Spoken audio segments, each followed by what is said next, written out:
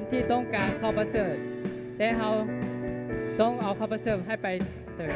มีผู้คนที่ต้องการได้หูข่าวดีมีที่ต้องการได้หูข่าวดีมีตรงหน้าที่ต้องการที่พร้อมให้เราเก็บเกี่ยวด้วยกันในวันนี้มีเวลามีกำลังที่เหลือเท่าใดให้ที่รู้ว่าจะมีชีวิตที่มีเขาอาจบ่มีดังวันนี้นี่คือเวลาออกไปบอกแล้วเลิกต้องหาให้ทุกคนนี่คือเวลาสุดท้ายให้เราประจักษ์ไว้ให้ทุกแห่งหนให้ในหัวใจเพื่อทุกคนเพื่อเป็นเด็กของเราสรรเสริญเจ้าฮาเลลูยามีผู้คนที่ต้องการได้หูข่าวดีมีทงหน้าที่ต้องการที่พร้อมให้เราเก็บเกี่ยวด้วยกันในวันนี้มีเวลามีกำลังที่เหลือเท่าใดให้ที่รู้ว่าจากนี้ชีวิตที่มีเขาอาจบ่มีแต่วันนี้นี่คือเวลาออกไปบอกแล้วเลิกค้นหาให้ทุกคนนี่คือเวลาสุดท้ายให้เราประกาศไว้ให้ทุกแห่งหนให้ด้วยหัวใจเพื่อทุกคนเพื่อเป็นเด็กของเราฮาเลลูยาเอาส่งออกไปประกาศความรักของพระองค์ให้ทุกคนที่พระองค์ได้ยินให้พวกเขาได้กลับมาหาพระองค์ออกไปบอกแล้วเลิกควงหาให้ทุกคนนี่คือเวลาสุดท้ายให้เราประกาศไปให้ทุกแห่งหนให้ด้วยหัวใจเพื่อทุกคนเพื่อเป็นเจ้าของออกไป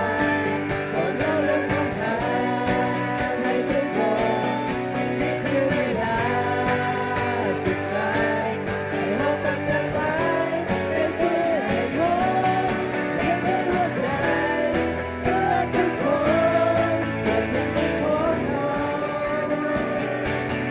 ให้ด้วยหัวใจเพื่อทุกคนกลับมาหาพระองค์อาเมนสรรเสริญเจ้าฮาเลลูยาสรรเสริญเจ้าขอพระเจ้าได้ให้เกียรติสรรเสริญเจ้าสรรเสริญเจ้าฮาเลลูยาผู้ลูกมานมัสการพระเจ้าขอพระองค์ทรงนำพาให้ผู้ลูกมีความสุขสิยินดีในพระองค์สรรเสริญเจ้า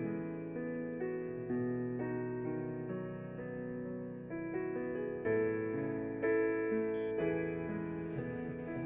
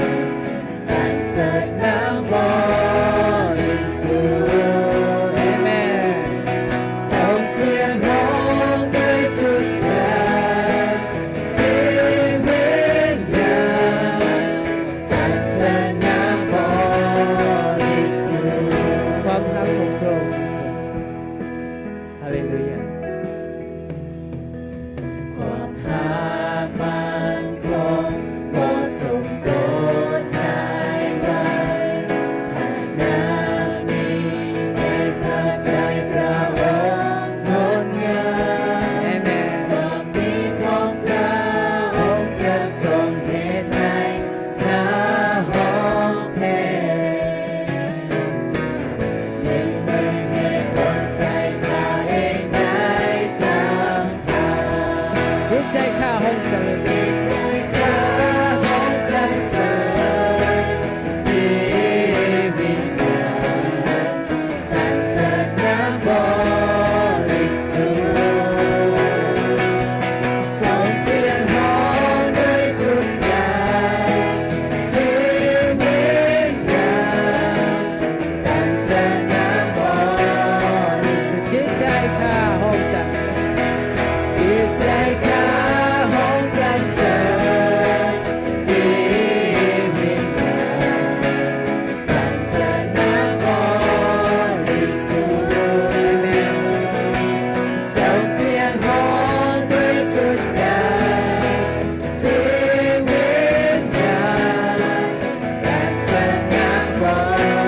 ริสุทธิ์และจิตใจข้าห้องสรรเสริญจิตใจข้า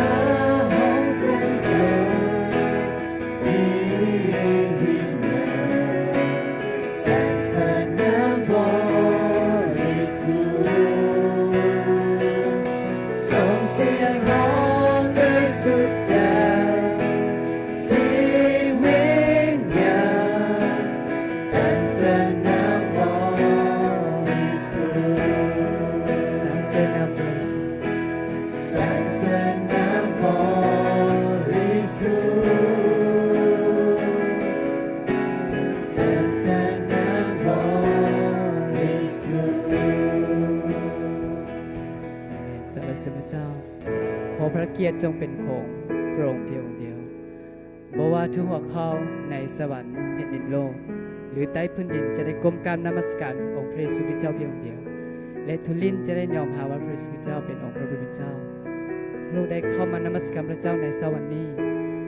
ก็มีพระองค์ทรงปกป้องคุ้มครองทรงให้ผู้ลูกมีชีวิตลมหายใจได้มานมัสการพระเจ้าร่วมกันขอพระองค์ทรงยกโทษอภัยความผิดบาปบ่ว่าความคิดวาจาการกระทำที่ผู้ลูกยังมีอยู่ขอพระองค์ทรงสำละล้างและทรงอภัยให้ผู้ลูกด้วยให้ผู้ลูกที่จะมีชีวิตที่พอพระทัยพระเจ้ามีชีวิตที่บริสุทธิ์เพื่อถวายเกียรติแด่พระเจ้ารู้จึงมอบภาพ